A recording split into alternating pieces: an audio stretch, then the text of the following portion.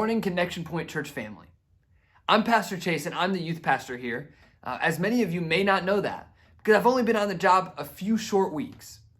Now, what that means is that I just recently moved.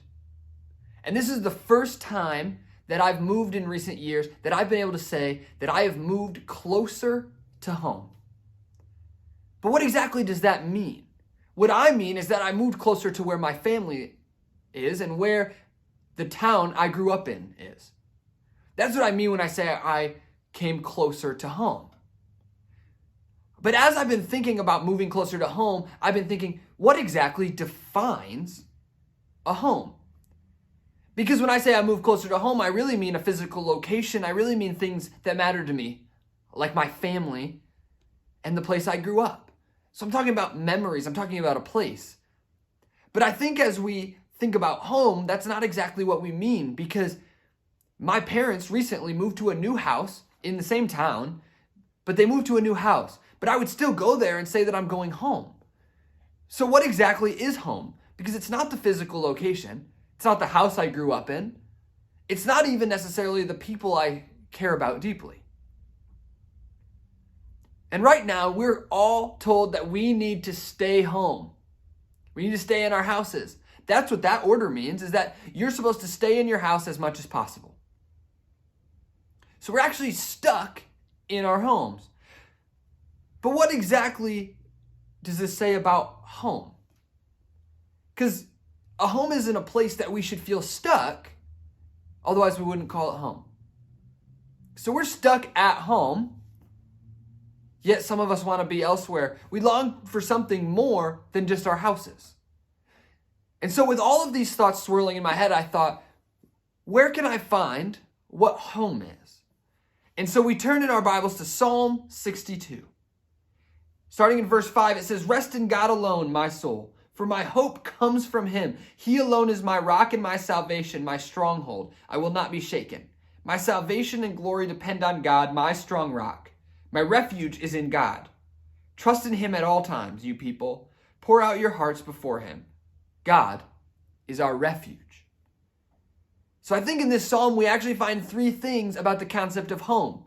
First, I believe we find that home is where we find rest. Home is the place where you go to unwind. It's the place where you go to be truly yourself. It's the place where you feel peace because there's no pressure. That's when you feel at home. You feel at home when you get to lay on your couch in your pajamas and watch TV and not care about any of the worries of the world. That's home. And it says here that God is the only place where we can find true rest. It says rest in God alone. So only God is where we find rest. And home is that place where we find rest. Home is also something we can count on. When you talk about home, you have certain expectations of what that looks like. You have certain expectations of the way you're allowed to behave, of the way that the people around may care about you in a certain way. You have expectations about your home.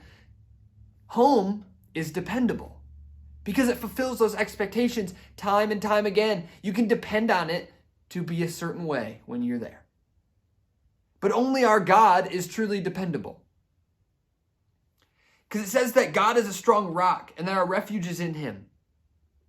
Because God is something we can depend on. It's something we can lean on.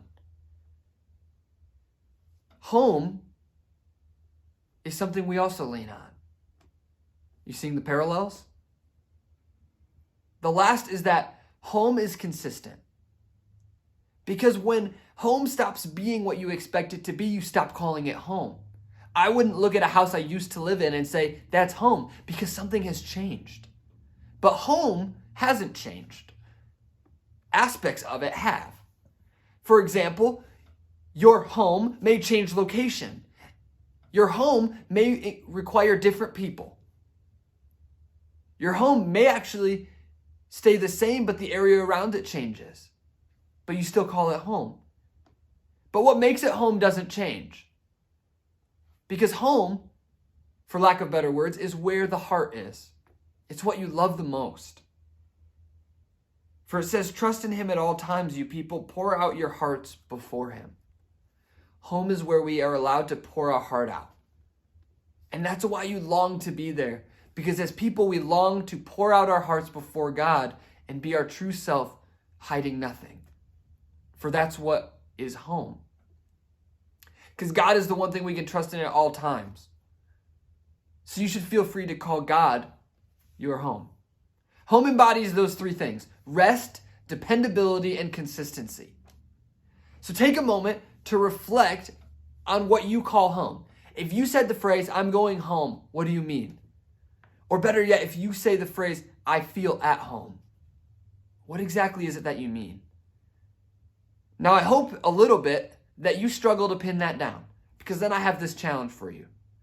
Make God your home. Because only God truly embodies the things that we expect out of home. So now, I want to reshape this stay-at-home order.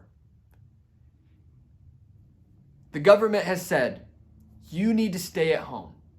So starting today, here's what I'm telling you. Stay at home because God is home. So take this time to really reflect on God and make Him your refuge. Make Him where you find peace. Make God your home. And stay at home because that's what you have to do.